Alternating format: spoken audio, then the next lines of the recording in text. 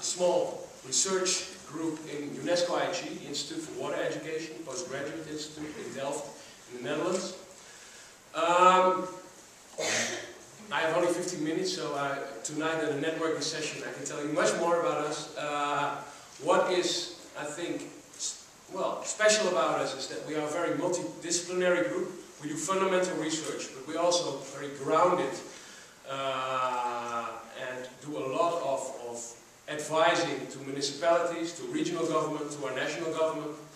The policy-science interface is very important for us, so we're not just in the ivory tower of science writing journal papers, but we really want to change things. And, well, I can say that we are changing things, so I'm very proud of that.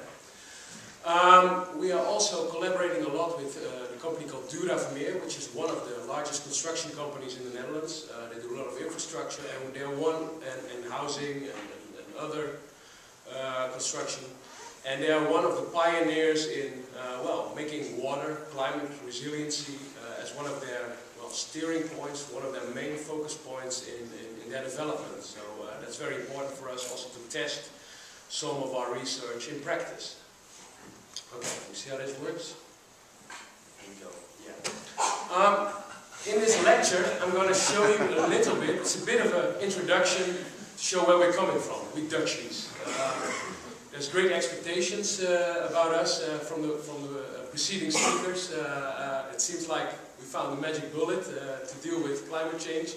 I don't think that's completely true, but well, still, we're proud of our accomplishments. The Netherlands, yeah, I can call the Netherlands the drain of Europe, really. We are the Delta area. What is worse is that we live basically in a bathtub, our famous polders. I'll get to that in a second. We have a very inhabited delta, 60 million people live there, very densely populated. A lot of this area is flood prone, and well, let's say land reclamation, flooding, water is really at the basis of our existence, as you already heard. I particularly like always this picture, this American designer actually who made these shoes, but this really sums up a bit the flood resiliency issue in a nutshell.